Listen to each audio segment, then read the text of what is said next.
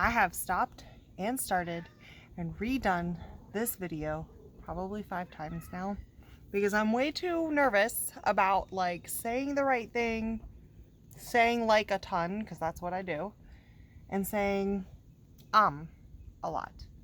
And I have been visited by very noisy cats, people working in the background. I've done a lot of different things here, and I don't have editing software, and so we're just doing this one at a time, all at once. So that's who we are.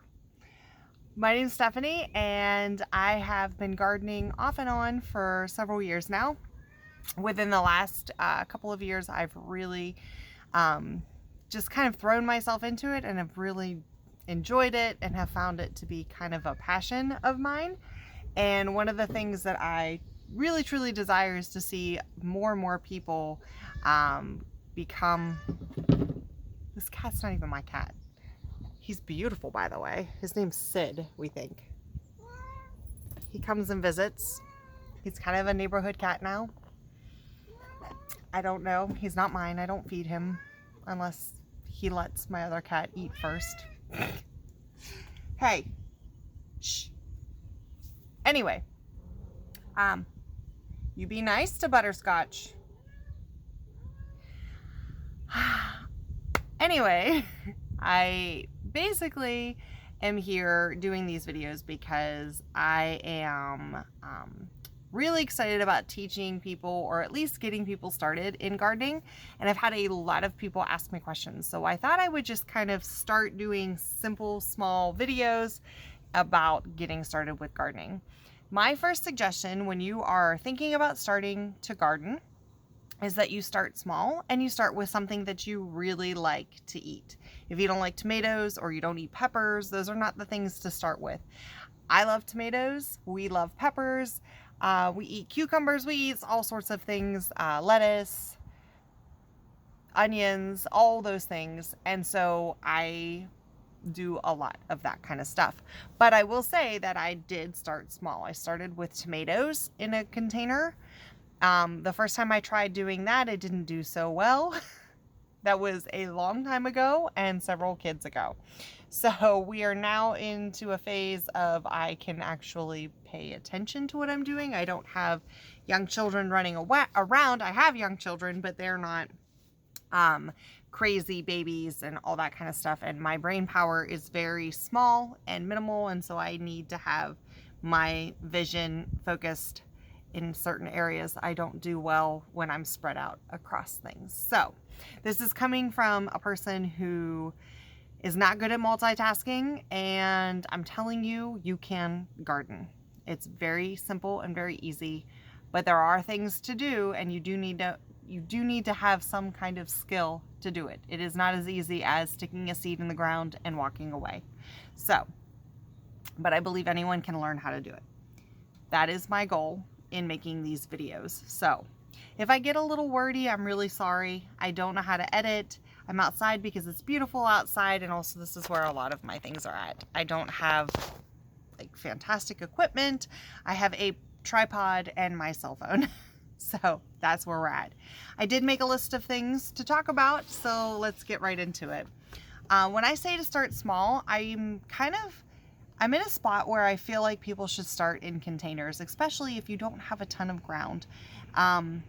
Containers are a great way to kind of get your hands, get your feet wet when it comes to gardening. And I think the best course of action is to grow something that you know will grow well in a container. They're like running a bunch of heavy equipment back there, so let me just pause this and let them go by.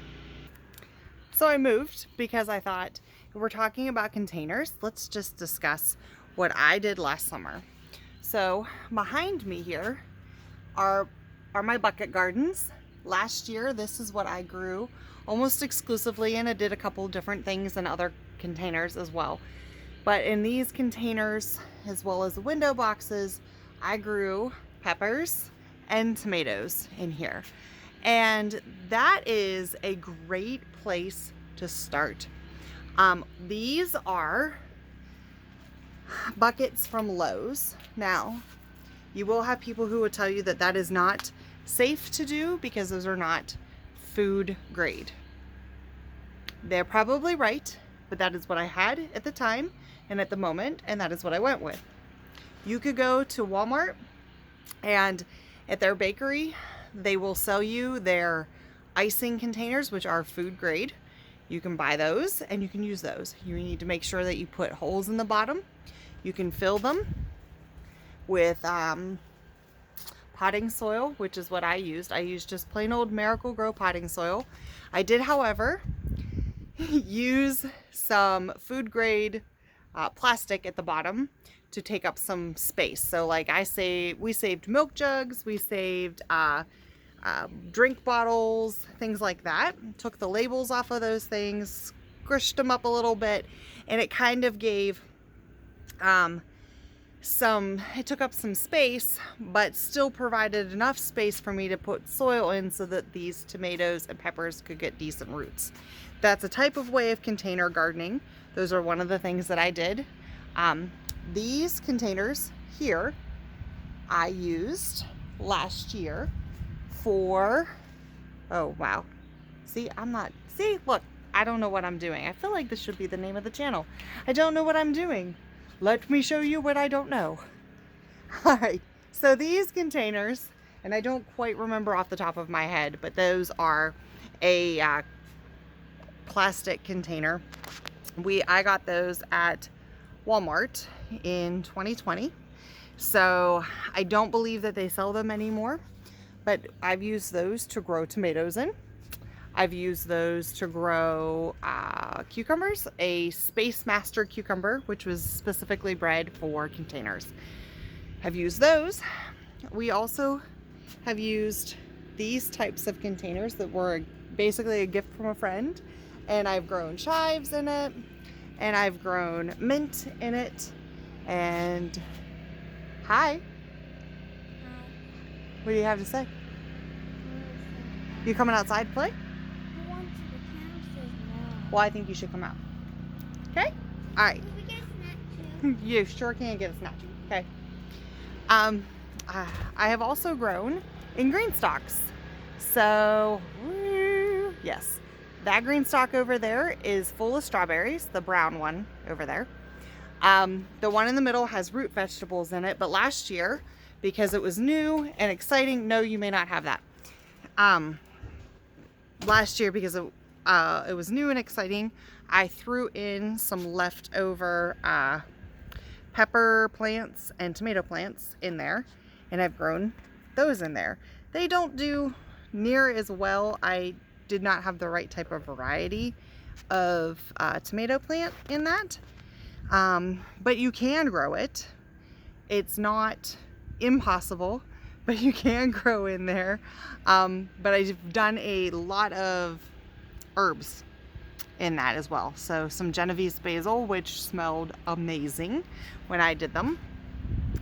I'm trying to think if there was anything else that I grew in there besides peppers, tomatoes, and herbs. So just a second. So all of this to say, when you are starting to garden, I'm suggesting you start small. You start with a container or two. Don't go crazy, but think about it being manageable for you. Is this something that is going to be manageable? This, to me, is extremely manageable because these, you fill them with soil, you can put your plants in here, and you water from the top, and they all have these little discs. This is extremely manageable, okay? All of that has root vegetables, all of that has strawberries. Those are manageable. Personally, when I have way too much going on, especially when I'm learning and trying to do new things, it gets out of control and I neglect things. I'm very forgetful. I don't do well when it comes to trying to remember to do certain things. So to me, it's best to start in a spot that you know you can be successful at, because if you're not successful, you're not going to want to continue to do it. All right, so that's the first thing I think you need to decide is, are you going to What are you going? As I could talk. Look, I'm trying to do too much at once. This is what happens. I think your first thing you need to do is decide what you want to grow. Okay? So decide, am I going to grow tomatoes? Am I going to grow peppers? And then you break it down to real simple things. All right? So I want to be able to eat a tomato sandwich. So I want to be able to not have to go to the store and buy just disappointing tomatoes. I want good, luscious, delicious tomatoes. All right.